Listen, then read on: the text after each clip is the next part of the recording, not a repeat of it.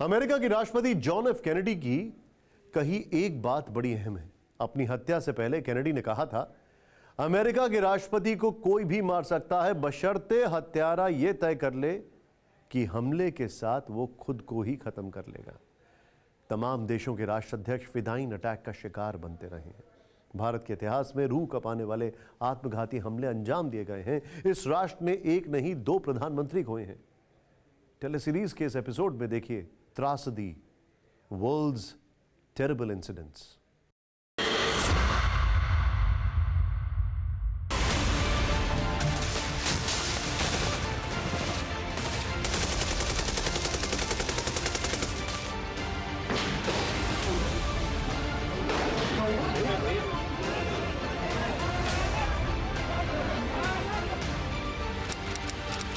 अक्टूबर 1986, राजघाट, दिल्ली।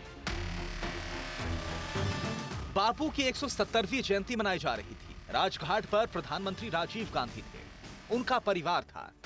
राष्ट्रपति ज्ञानी जैल सिंह थे। राजीव सरकार के कई मंत्री थे, कई और वीवीआईपी भी। सुरक्षा इंतजाम ऐसे थे कि परिंदा भी पर नहीं मार सके। सुबह 8 बजे से कुछ मिनट पहले प्रार्थना सभा भी खत्म हो गई। सभी वीवीआईपीज अपने अपनी गाड़ियों की तरफ बढ़ने लगे। प्रधानमंत्री राजीव और राष्ट्रपति ज्ञानी जैल सिंह साथ साथ चल रहे थे। तभी फायर हो गया।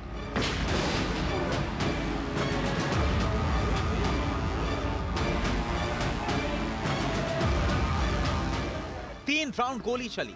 प्रधानमंत्री राजीव गांधी के पीछे चल रहे 2 लोगों को गोली लगी। एक थे कांग्रेस विधायक राजेंद्र सिंह मवाई और दूसरे राजस्थान के बयाना के पूर्व अतिरिक्त जिला जज रामचरण लाल।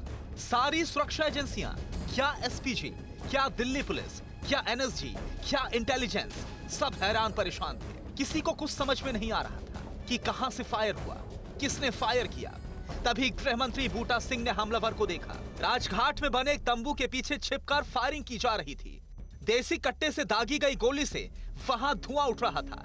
हमलावर का नाम करमजीत सिंह था।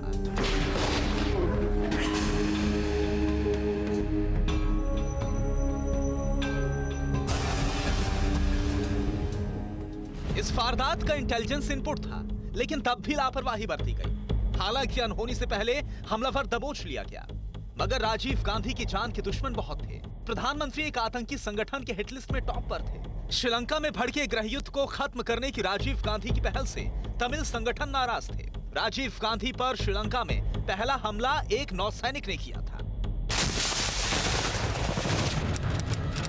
30 जुलाई 1987, कोलंबो, श्रीलंका। राजीव गांधी इंडो श्रीलंका शांति समझौते के लिए कोलंबो पहुंचे थे। राष्ट्रपति भवन में उन्हें गार्ड ऑफ ऑनर दिया जा रहा था। इसी दौरान नौसैनिक विजितारोहण विजय मुनि ने उन पर बंदूक की बट से हमला कर दिया।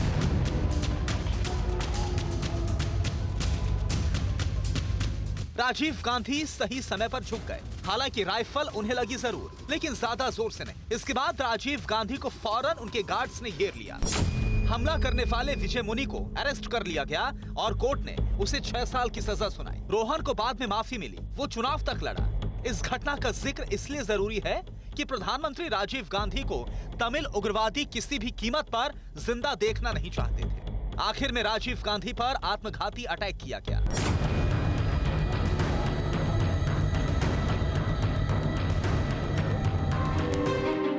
ये तारीख थी 21 मई 1991, श्री पेरम्बदूर, तमिलनाडु।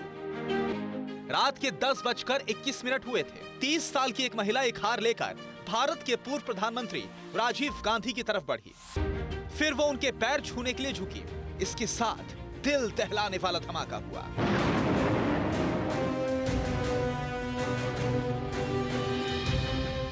फिदाइन हमलावर ने बम धमाका किया था। भयंकर धमाके से आग का गुबार उठा। पूरा इलाका धुआं धुआं हो गया। जब धुआं छटा तो पूर्व प्रधानमंत्री की तलाश होने लगी। बम धमाके के स्पॉट पर चीथड़ों के बीच राजीव गांधी के मृत शरीर की पहचान उनके जूते और घड़ी से हो पाई।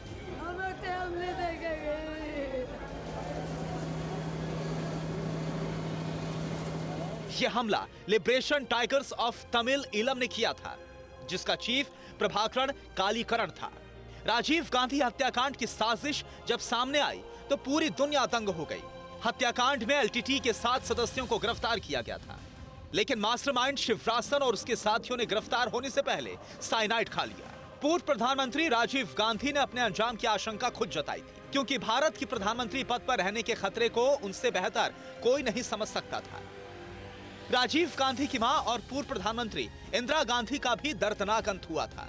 उन्हें उनके अंगरक्षकों ने ही गोली मारी थी। सतवंत सिंह, बेअंत सिंह, केहर सिंह जैसे संगीन गुनाह करने वालों की कमी नहीं। ऐसे सिरफिरे, मजहबी उन्मादी, आतंकी, हिंसक, टेरर ग्रुप दुश्मन देश भारत के प्रधानमंत्रियों को निशाना बनाने की फिराक में रहते हैं।